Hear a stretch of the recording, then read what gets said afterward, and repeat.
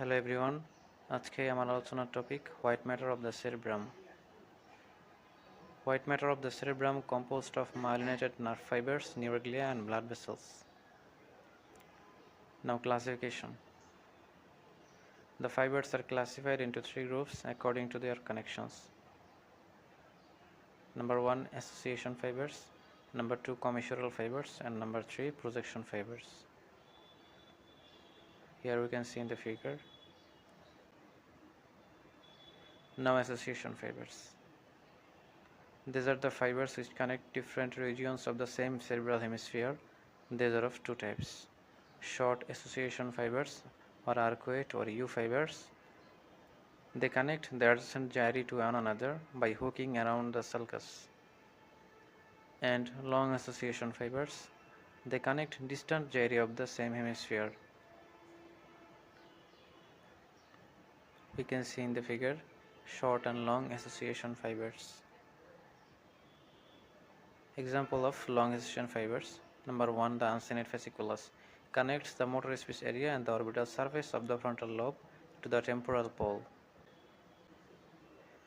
The cingulum or limbic association bundle connects the cingulate gyrus to the upper hippocampal gyrus. Superior longitudinal fasciculus, largest bundle of nerve fibers, connects the anterior part of the frontal lobe to the occipital and temporal lobe. Inferior longitudinal fasciculus connects the occipital lobe with the temporal lobe. And fronto-occipital fasciculus connects the frontal lobe to the occipital and temporal lobes. Now commissural fibers. Commissural fibers essentially connect corresponding regions of the two hemispheres. These are as follow.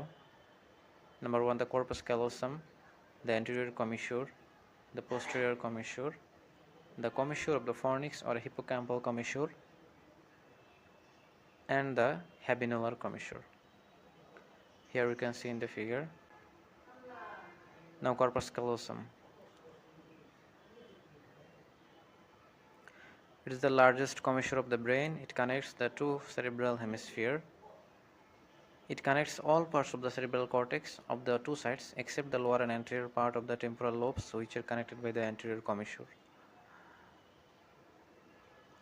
Now the parts of corpus callosum: rostrum, genu, body or trunk, and splenium. We can see in the figure. Now the fibers of corpus callosum.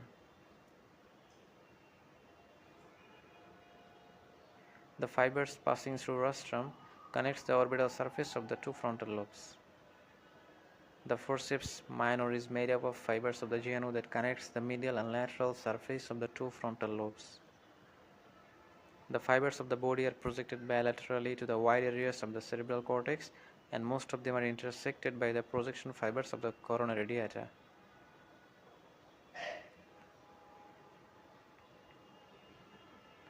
The tabetum is formed by the sum of fibers of the trunk. The forceps major is made up of fibers of the splenium connecting the two occipital lobes. Now the projection fibers. These are the fibers which connect the cerebral cortex to the other part of the CNS, brainstem and spinal cord. And the projection fibers are corona radiata and internal capsule. Projection fibers are of two types: corticofugal fibers or descending fibers, and corticopetal fibers or ascending fibers. Now the internal capsule. It is a compact bundle of fibers continuous above with the corona radiata and below with the crus cerebri of the midbrain. It is V-shaped on horizontal section with the concavity directed laterally. Here we can see in the figure. We can see in this figure V-shaped internal capsule. The internal capsule is bounded laterally by the lentiform nucleus and medially by the head of the chordate nucleus. It is composed of following parts from before backwards: anterior limb, genu, posterior limb, sublentiform part, and retrolentiform part. Here we can see in the figure the parts of the internal capsule. Now the fibers of the internal capsule. Motor or descending fibers, এটার মধ্যে আছে corticopontine fibers। এই ফাইবারগুলো cerebral cortex থেকে origin নেয় এবং ipsilateral পন্টাইন নিউক্লিয়াতে relay করে। এদের মধ্যে আছে frontopontine, parietopontine, occipitopontine and temporopontine fibres. Frontopontine fibers are the most numerous, and they pass through the anterior limb, genu, and posterior limb of the internal capsule. Paratopontine fibers pass mainly through the retrolentiform part. Temporopontine fibers pass mainly through the sublentiform part. And occipitopontine fibers pass mainly through the retrolentiform part. Now pyramidal fibers. These fibers arise from the cerebral cortex and relay in the lower motor neurons within the brainstem and spinal cord. They provide voluntary control of muscular movement.